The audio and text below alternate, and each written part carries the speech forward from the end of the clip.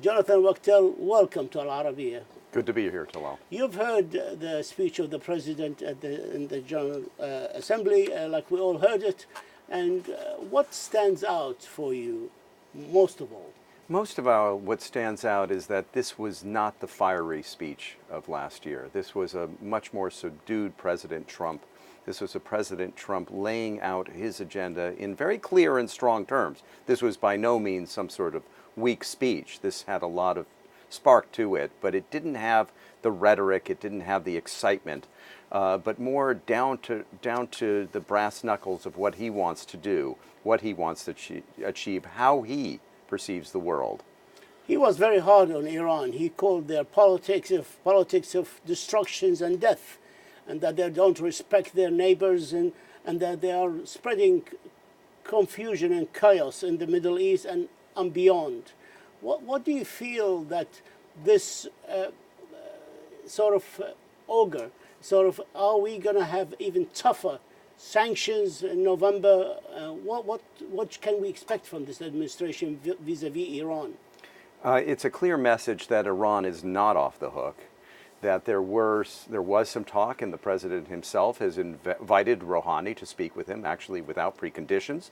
But, you know, the United States is here strong on this issue. And I would think that many of the surrounding countries who have issues with the regime in Tehran welcome those tough words and really don't want the regime off the hook. And he said also that many countries supported his policies towards Iran.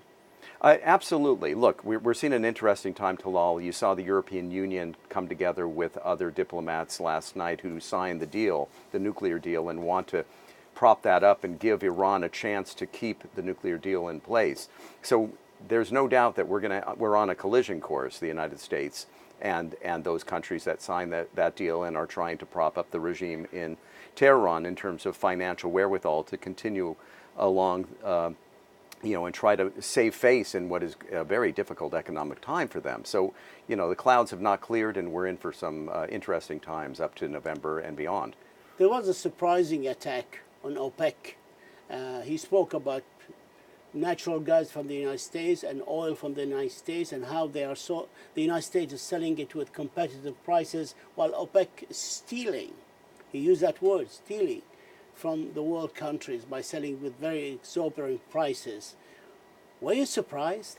Very surprised. I'm glad you pointed that out, Talal. I heard that, and like you, I thought, wow, that is quite impressive, and that's a departure from other presidents. Certainly haven't heard anything of the sort.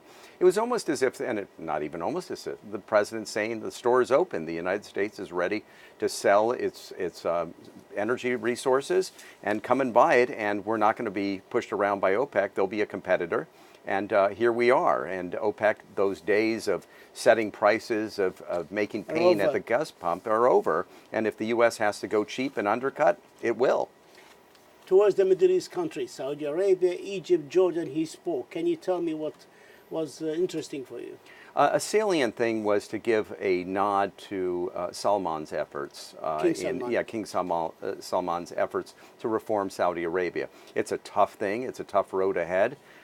Deeply unpopular, obviously, in some quarters. I noticed he mentioned King Salman and his crown prince. He mentioned the two men. Absolutely mentioned both men, and made a point of actually highlighting Saudi Arabia. It was one of the few nations in which he said it's wonderful the strides taken. Another one was India. Departure. But then he took the opportunity to hit Venezuela in the nose. That's right. And to lambaste that nation and its horrible policies that have created a humanitarian crisis and proved yet again the failures of communism as a system and socialism and autocratic regimes as a system. He also spoke about, after his visit to Saudi Arabia, the opening of a center to fight terrorism and the effort of Saudi Arabia and the Emirates to give aid to Yemen, to help that struggling country. But he also spoke about Egypt and Jordan and establishing a strategic alliance in the Middle East area. How do you feel this will go down in the area? It's essential that there is such unity and a focus on where things are going. Let's face it, Talal, that region, Syria, Yemen, why in this modern age are we seeing such horrific conflict and the inability to stop it and to address humanitarian crises? This should not be the case. You need that type of unity to address the very issues that that region is facing. Jonathan Wachtel, thank you so much for your contribution, and thank you for this lovely interview. Thank you, Pleasure sir. to see you. Thank you.